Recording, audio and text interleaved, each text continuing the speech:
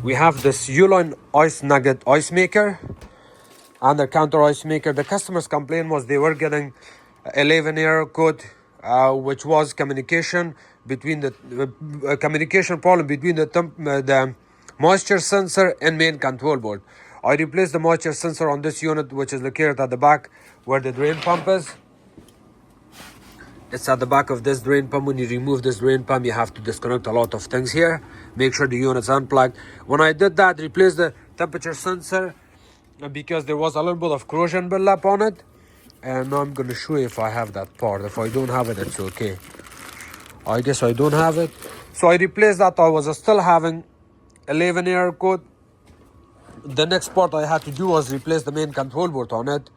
And then when you replace the main control board, you also have to reprogram it. You follow this. You have to look at the model number to see which model is this. So mine is Nugget Ice 1 class. The code is 53.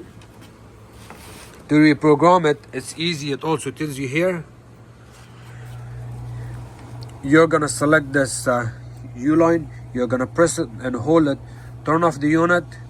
While you're holding it, turn it back on. You still hold this, and then after that the code will come. It may come 01, and then you have to go up and down from here to select 53. Of course, you're going to release this when you do that.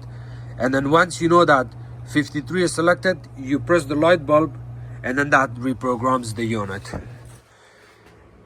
If you replace your control board and the sensor and you don't have any leakage, the only way to run this unit is to remove the service panel here, disconnect these two wires where it says water shut off sensor. You're actually bypassing this. I do not recommend you doing this, but if this is your only option, you can disconnect it and your unit is going to work perfectly fine. The 11 will disappear from here by turning it on and off. And then to be on the safe side, you may want to go to the hardware store, home hardware store, Home Depot. If you're in Canada, you can go to Canadian Tire, buy water detect sensor. They are like this much, a tiny part, the device that detects sensor. It's called water detect sensor. You want to reinstall it here, and then after that, you run your unit. It's going to work perfectly fine. Sorry for the mess. I have mess all over the places, but yeah, so the unit is fixed.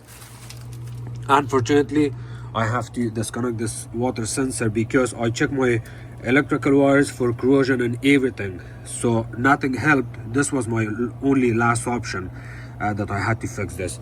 And the control board is of course located right here.